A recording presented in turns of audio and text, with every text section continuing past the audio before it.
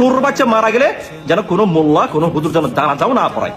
কথা তো অনেক শুনছেন, এই ভাইয়ের কথাগুলো একটু শোনেন, অনেক যুক্তি আছে কথার মধ্যে। আপনাদেরকে একটা সুন্দর গল্প শোনাই।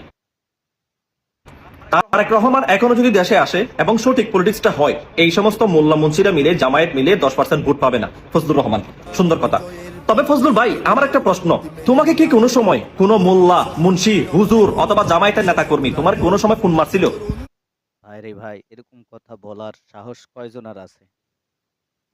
হয় না অনেক সময় যে তুমি মক্তবে গেছিলা ছোটবেলায়, তোমার কোনো মোল্লা মুন্সি হুজুর অথবা জামায়াতের নেতা তোমার ফোন মারি দিছিল, তোমার যে ফোন মারি দিছে সেই ফোন মারার ব্যথাটা এখনো পর্যন্ত তোমার লাগে? ঠিক ঠিক ঠিক ঠিক। না হলে ভাই, এই যে 5 আগস্টের পর থেকে এই পর্যন্ত তুমি খালি মোল্লা মুন্সি জামাত এদের পিছনে পড়ে আছো কে ভাই? ঠিক ঠিক, আর কোনো কাজ নাই তো। আমার তো মনে হয় এরে যদি কেউ ফোন না মারি থাকে, এখন উচিত যে কোনো মোল্লা মুন্সি যে কোনো হুজুর অথবা যে কোনো জামাতের নেতা কর্মী এই ফজলুর রহমানের ধইরা একদম স্যাপ সুপসারা হেরে ফোন মারা দেওয়া দরকার আরে ভাই, না না না, এত আরাম কাজ করা যাবে না। ছিল। এখন আর এসব সুর বাচ্চা মারা গেলে যেন কোনো মোল্লা কোনো হুজুর যেন জানাজাও না পড়ায়। এটা ঠিক আছে, এই কথা আপনার ঠিক আছে।